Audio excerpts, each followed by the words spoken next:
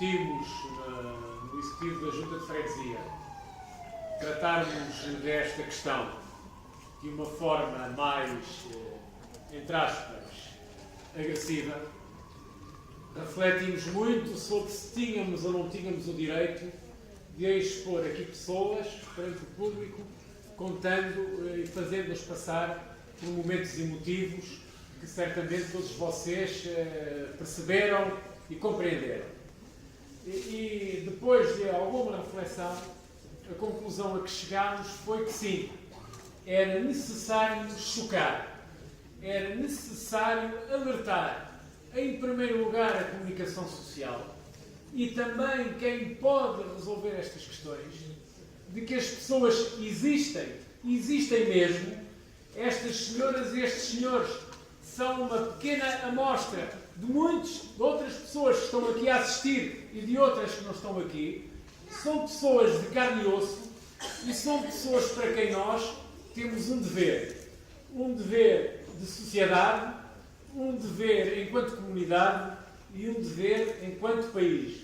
São pessoas que certamente tiveram uma carreira contribuinte muito longa, são pessoas que deram muito ao país, são pessoas que deram certamente outros cidadãos, mães, pais, avós, são pessoas que já deram tudo. E são outras que estão a começar a dar, que vieram para aqui morar, desafiadas, convidadas, venham viver para o centro histórico, que é necessário repovoar o centro histórico. E de repente, todas elas estão confrontadas com uma ameaça direta a um direito constitucional, que é o direito à habitação.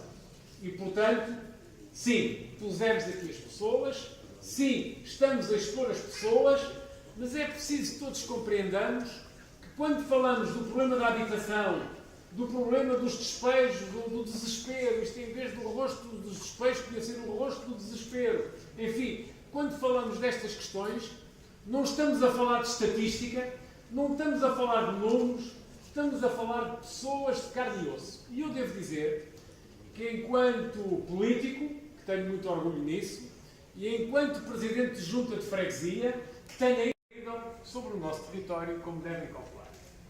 Nós, para agora perceberem um bocado os dados, em 2013 a freguesia tinha 12.516 eleitores. Em 2017 já só tinha 10.692. E agora em abril, isto é, desde dia 1 de outubro até o dia 1 de abril, nós perdemos 271 eleitores. Isto não é possível. Não é possível. E quando eu falo em eleitores, não é porque esteja preocupado com os votos, se votam ou não votam, é porque esta freguesia, este território, a cidade de Lisboa, a nossa identidade, a nossa cultura, o nosso charme e até o nosso valor económico não se aguenta se nós perdermos os nossos cidadãos que deram alma à Alfama, deram alma à Mouraria, ao Castelo, ao Chiado e à Baixa. Sem pessoas não há cultura, não há cultura.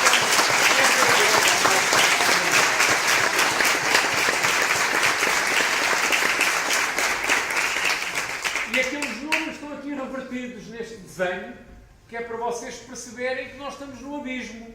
Nós estamos, sendo certo que, antes desta data, até no tempo das anteriores freguesias, no tempo da lei que ficou conhecida como Lei Cristas e Lei Passos Coelho, até havia alguma recuperação dos habitantes no centro histórico da cidade de Lisboa. E, portanto, até havia, não era uma recuperação significativa, mas estava a haver uma inversão da marcha. Portanto, a pedra estava a cair e de repente já estava parada e, portanto, havia uma tendência. Depois ficámos aqui a pique com isto. E, portanto, para perceberem o decréscimo por bairro, no Chiado perdemos 274 eleitores, na Baixa 107, na Mouraria 651, no Castelo 133 e em Alfama 930 eleitores. Bom, naturalmente, há de ter morrido alguma gente, certamente que sim. Mas, enfim, não é... Digamos, morreram para aí 30%, sim, acredito que sim, não tenho essa estatística. Mas isto é um número brutal que põe em causa a sustentabilidade do nosso território, põe em causa a sustentabilidade do centro histórico. E sei do que falo, porque, como sabem, tenho trabalhado em conjunto com os presidentes de junta, neste caso até são senhoras, da Misericórdia de São Vicente, e eles estão com o mesmíssimo problema de que nós, até em certa medida estão a perder mais do que nós, estão com o mesmíssimo problema de nós, e portanto isto é algo que daqui a dias transforma o nosso centro histórico num local desinteressante, que até os próprios turistas vão fugir dele, porque perdeu a própria autenticidade. E portanto, gostava de dizer que é que a Lei Cristas, a Passos Coelho, é má.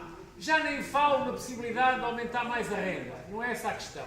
É má porque eliminou a proteção aos idosos com mais de 65 anos. É má porque permitiu que as obras profundas passassem a ser garantidas pelo técnico responsável pela obra, em vez de ser pelas câmaras municipais. Ora, o técnico responsável pela obra é pago pelo proprietário da obra, pelo dono da obra. E, portanto, as obras profundas permitiam a rescisão dos contratos. É má porque introduziu alguns mecanismos que são autênticos alçapões, como, por exemplo, para atualizar, para transformar um contrato antigo num contrato novo, uma carta do senhorio sem resposta durante um mês era a aceitação implícita das novas condições. Ora, como vocês sabem, muito da nossa população já tem uma certa idade, é mais lenta, alguns não abrem as cartas, ficam à espera que os filhos vão a casa ver o que é que está lá na caixa de correio. Os filhos, infelizmente, muitos deles têm vida ocupada, vão menos vezes daquilo que deveriam ir, e o mês passou-se. E de repente as pessoas estão confrontadas com um novo arrendamento, como é o caso, por exemplo, do Sr. Correia e de muitos, com um novo arrendamento, sem saber ler nem escrever, embora no seu caso tenha sido por má fé e, portanto, ainda mais por cima, ainda mais por má fé, porque o enganaram dizendo que nem sequer vale a pena ler a carta ou abrir a carta. Isto é, o que é que eu quero dizer? Isto tem sido algo de... Esta lei foi algo de verdadeiramente criminoso. E o que é que acontece a seguir que faz, ao fim e ao cabo, a tempestade perfeita? Surgiu o alojamento local. E o alojamento local, que surgiu como até medida de muitos casais jovens ou menos jovens, que tinham uma casa, mas tinham um pai que os podia receber, ficaram desempregados e puseram aquilo para tentar ter alguma rentabilização, porque ficaram desempregados. De repente, devido à alta taxa de rentabilidade, aos benefícios fiscais que tinha face à habitação permanente, passou a ser um negócio de grandes imobiliárias, de grandes financeiros, dos bancos, que andaram por aí a comprar ruas inteiras e andaram por aí a pressionar as pessoas para ir embora, usando todos estes truques que a lei do arrendamento de Passos Coelho Cristas permitia e permite, e portanto isto foi uma razia completa. Qual é a mágoa que eu tenho nesta matéria? Porque também tenho uma mágoa. Bom, todos certamente me farão justiça que eu tenho andado a falar deste assunto já há muito tempo. Todos certamente me farão justiça. E que tenho andado a combater, na forma que posso combater, porque também fique claro, não há na lei uma única vírgula que permita às freguesias resolverem este assunto, a não ser denunciar e chamar a atenção, mas tenho andado a chamar a atenção, a denunciar, e confesso que tenho tido muitas resistências. Eu próprio tenho uma mágoa que no meu partido ainda não se tenha percebido que isto é um assunto essencial e que já devia estar resolvido. Mas também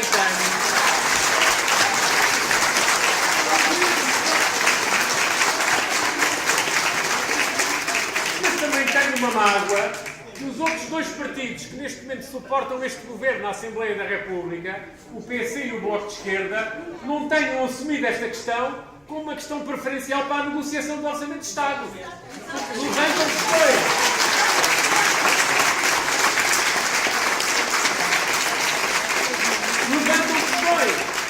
Levantam questões, têm um impacto fortíssimo, por exemplo, no déficit, nas contas, que eu percebo que as levantem, mas não colocam esta como questão de sim ou sopas. Seria muito mais barato, aliás, às contas públicas colocar esta questão e não a levantam. Levantam esta, é capital de queixa e, portanto, também é muito fácil ter esta posição. Devo dizer, é muito fácil ter esta. Não me estou a referir aos autarcas locais de todos os partidos, não é essa a questão. Estou a falar a nível macro das direções e das lideranças partidárias. Isto não foi nunca uma questão essencial para os outros partidos que apoiam este governo e eu tenho-os, aliás, desafiado a assumir esta posição. Tenho-os desafiado a assumir esta posição. E, portanto, tenho uma mágoa que os partidos que suportam este governo também não tenham exigido esta questão como uma questão central. Naturalmente, eu não me refiro aos partidos da direita, porque os partidos da direita são os primeiros causadores desta situação, mas esse é natural ideologicamente. Ideologicamente têm um campo muito claro e muito específico, não estão aqui para nos facilitar a vida, embora haja lá boas pessoas, eu conheço autarcas também de partidos da direita que estão sensibilizados com este problema, mas ideologicamente eles têm uma outra perspectiva e, portanto, não é a eles que compete resolver este assunto, é a nós. É a nós, partidos de esquerda, que compete resolver este assunto. E é a nós, autarcas, que compete dizer a todas estas direções partidárias, a começar pelo meu partido, mas também alargando para os outros partidos que apoiam este governo, que esta é que é a questão central. E dizer-lhes e lembrar-lhes, estas pessoas não podem fazer greve, não têm capacidade de paralisar o país, não são enfermeiros, não são professores, não podem parar o setor da economia e se calhar é por isso que não nos dão a devida atenção que deviam dar. Este é que é o problema. Estão a adotar esta estratégia de resistência. Todos nós temos que cumprir a lei. Ninguém me peça a mim, Presidente da Junta, que não cumpra a lei, até posso perder o meu mandato. Portanto, o que é que nós fizemos? Temos 3 advogados, 3 juristas bons, que só atendem estas pessoas gratuitamente, aconselhando-os a ir sempre a tribunal. Também, apesar de tudo, já agora era responsabilizar o Poder Judicial pelos despejos que vierem a ser feitos. Porque ninguém tem que aceitar um despejo que lhe chegue lá. Só tem que aceitar, se resolver aceitar, com a ordem do juiz. Quando aparecer lá alguém, está aqui uma carta de despejo, balcão de despejo, digam não, só com a ordem do juiz. Houve muita gente que caiu nesse engodo, e aqui a princípio se deixou enganar, mas não o pode fazer, como não pode assinar nada. Antes de vir à junta não pode assinar nada, não pode. Mas tenham esta noção. Em 2014 atendemos 278 pessoas. Problemas de habitação, problemas destes, não é um problema que não entra uma infiltração, problemas destes em causa do direito à habitação, andei para trás, 188. Em 2015 atendemos 293 pessoas, problemas de habitação, 175. Em 2016 atendemos 270 pessoas, problemas de habitação, 192. Em 2017 atendemos 319 pessoas, problemas de habitação, 239. E este ano, em 105 atendimentos, 80 são sobre questões de habitação. Portanto, vejam já a dimensão trágica que isto está a ter nas nossas famílias e o significado que isto tem para a coesão social deste território. É insuportável esta situação. Bom, mas para que não digam que esta junta só critica, só denuncia, só é fácil fazer o diagnóstico, mas quais são as soluções? Nós temos aqui propostas de soluções. E temos propostas imediatas. Enquanto na Assembleia da República se discute, eu muitas vezes falo com ele, sou deputado, não sou desta área, mas pergunto, então quando é que é? Temos que ouvir aquilo, temos que ouvir. Não se pode fazer uma lei sem ouvir todos. Quer dizer, todos nós já sabemos, já fizemos o diagnóstico, já nos temos ouvido uns aos outros, não sei porque é que estão tanto tempo à espera. Mas enfim, enquanto se ouve, pelo menos tomem-se algumas medidas. Por exemplo, proibir os despejos a pessoas com mais de 65 anos desde que tenham insuficiência económica, pelo menos isso. É o mínimo. É o que estava anteriormente. Até no tempo de Salazar isto estava, caramba. Portanto, quer dizer, isto eu não percebo qual é a dúvida. Proibir os despejos de pessoas que tenham mais de 65 anos desde que tenham carência económica, é aquilo que está na lei neste momento. Carência económica ou insuficiência física, pelo menos isso. Retomar isso. Prolongar o prazo de 15 anos quando for os casos de adaptação ao novo regime de arrendamento. Como sabem, estava 15 anos. A própria direita, quando ganhou as eleições pela primeira vez, disse jamais vamos mexer nesse prazo. A primeira coisa que fizeram quando chegaram ao poder foi baixar para 5 anos. Bom, mas eu também digo, o governo do partido do qual eu faço parte, em vez de repor os 15 anos, só deu mais 3 anos. Portanto, é preciso voltar aos 15 anos. É preciso voltar aos 15 anos como medida. Bom, e depois, proibir a rescisão de contratos a pretexto de obras profundas. Isto foi parcialmente resolvido já, mas não está como devia estar. Porque quando está na lei que se diz que se considera uma obra profunda, um investimento igual a 1/3 do valor do prédio da obra, bom, é que eu digo, se eu puser umas torneiras de ouro na minha banheira, já tenho 1/3 do valor da obra. Portanto, assim não vale. É preciso proibir o despejo por obras profundas, garantindo o regresso ao mesmo fogo depois das obras concluídas das pessoas que lá estavam. Isto é que é talhar para todos nós sabemos Ainda há dias, em Alfama, há uma senhora que mora num quarto andar, retirarem os corrimões para ver se ela cai das escadas abaixo. Tirarem as lâmpadas das escadas para ver se ela tem dificuldade em subir em casa. Bom, já não falo das implicações criminais que isto possa ter. Mas estas coisas evitam-se, pondo na lei, se um prédio cair por ausência de obras que o senhorio não fez, naturalmente comprovando-se que o senhorio não é pobre, posso admitir que se não fez, então não há termo de contrato. Porque até aqui, quando desaparece a coisa alocada, terminou o termo de contrato. Até é preciso introduzir isto para impedir que haja também estas tentativas de danificar o próprio prédio para correr com as pessoas que lá moram. E estes casos não são tão poucos raros como isso acontece.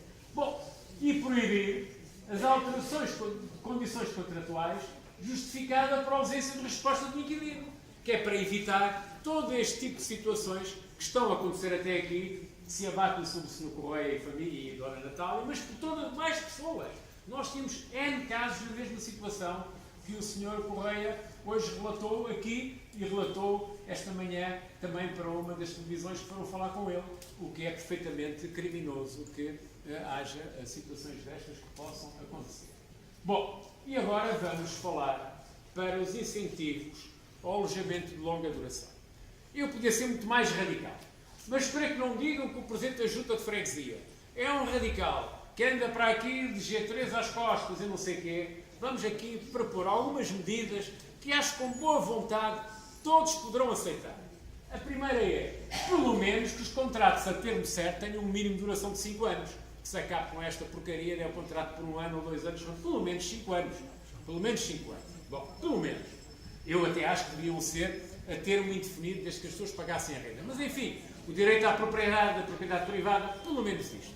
E depois vamos, então, agarrar numa ideia, justiça seja feita, do Sr. Presidente da Câmara, que me transmitiu, depois de muitas conversações, que eu sei que faz grande consenso em outras forças políticas, então vamos beneficiar fiscalmente quem tem a coragem de pôr casas a alugar por muito tempo. Por exemplo, quem alugar casas de 5 a 10 anos tenha uma redução de 35% sobre o valor do IMI ou do IRS. Podemos discutir qual dos impostos é, mas que seja.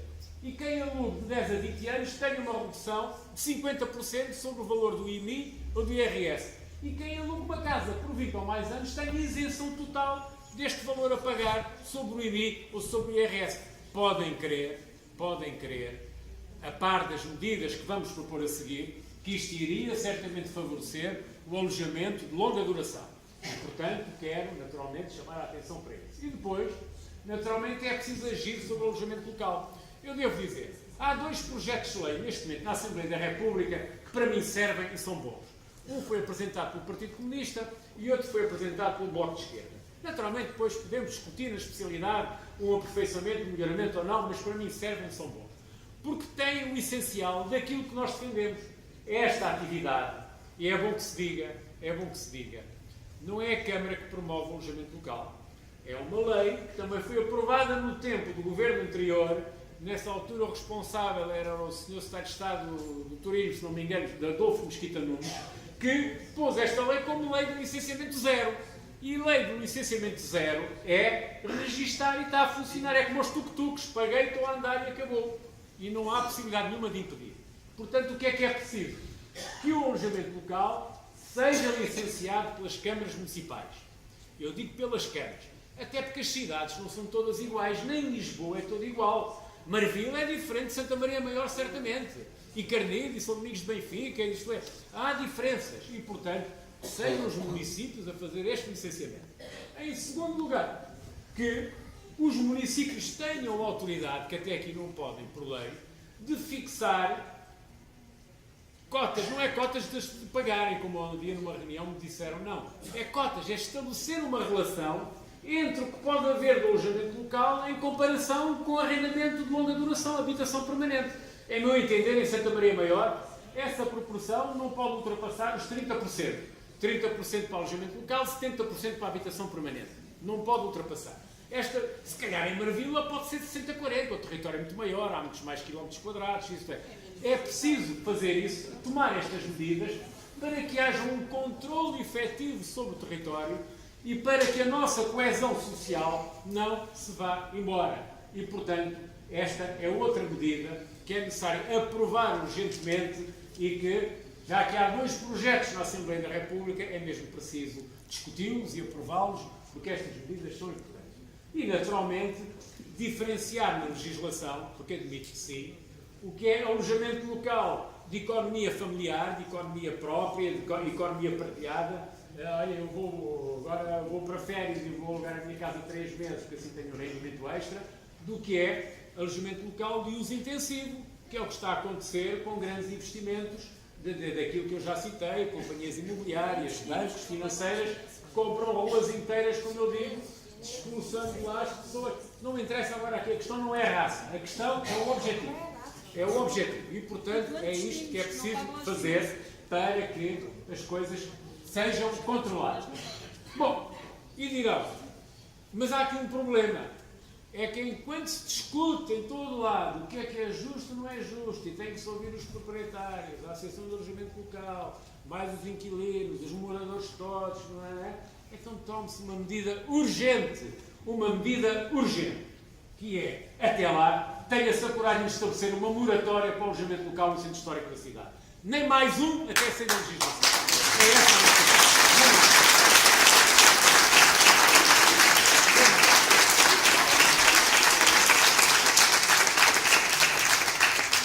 Eu queria aqui saudar a presença da Sra. Vereadora Paula Marques e do Sr. Vereador Ricardo Robles, que estão aqui connosco. E queria dizer que a vida é feita de passos em frente, e a atitude da Câmara hoje em dia já não é a mesma que era aqui há uns tempos atrás. Ainda há dias, a Câmara lançou um concurso extraordinário para o centro histórico, sem candidato, que tem todas as probabilidades de poderem ficar com uma casa aqui no território de Santa Maria Maior ou do centro histórico, e, portanto, aproveitem essa oportunidade. A Junta dá apoio para preencherem todas essas inscrições, é a altura de aproveitar. É evidente que as condições são as gerais, quer dizer, não há condições especiais para se candidatar, isso sim, seria inconstitucional, mas concurso é só para pessoas daqui, de Misericórdia, São Vicente e Santo António. Aproveitemos, porque é um bom passo em frente, e queria saudar a vereadora Paula Marques pela coragem que teve em avançar com isto. Conversámos muito sobre estas questões, temos uma identidade de pontos de vista muito grandes sobre esta matéria e, portanto, queria cumprimentá-la porque isso foi importante. Mas temos também aqui um conjunto de recomendações que queríamos fazer à Câmara, mais, para ajudar. Eu não entendo que a Câmara tenha que beneficiar os proprietários. E quando muitas vezes se diz, a Câmara devia comprar as casas todas, então estão a pôr dinheiro no bolso dos proprietários. Ficam com as suas casas despejadas para fazer os negócios que quiserem, e as coisas não são assim. Mas há, apesar de tudo aqui, princípios que a Câmara tem que seguir e são recomendações que nós queremos fazer à Câmara. Primeiro, esta está em curso. Fazer regressar aos bairros as pessoas que foram desalojadas, entre aspas, temporariamente, para obras profundas, foram desalojadas pela Câmara. Lembram-se aquela intervenção do Santana Lopes que ia recuperar meio Lisboa em 3 meses e não sei o quê, ou a Rua da Madalena foi toda inteira, a Alfama também, etc. E depois as pessoas já lá estão há 20 anos, nunca mais voltaram para o bairro. Bom, fazer realojar essas pessoas, têm todo o direito, se quiserem voltar, para o bairro onde sempre moraram. Portanto, esta é uma recomendação, está em curso, cumprimentos à vereadora Paula Marques. Mas também, tendo eu consciência, seria responsável dizer que a Câmara pode comprar todos os prédios e usar o direito de preferência, ao menos que use o direito de preferência nas habitações que tenham lá inquilinos com mais de 65 anos com comprovada insuficiência económica. Portanto, usar como critério este direito de preferência para que a tragédia não seja tão agressiva, tão chocante e tão evidente. Eu não posso, eu há dias dizia numa outra tipo de reunião, o meu primeiro dever é para com os eleitores e para com os residentes da minha freguesia. Só depois é que está o partido. Portanto, o meu primeiro dever é para com os eleitores e para com os residentes. Muito obrigado por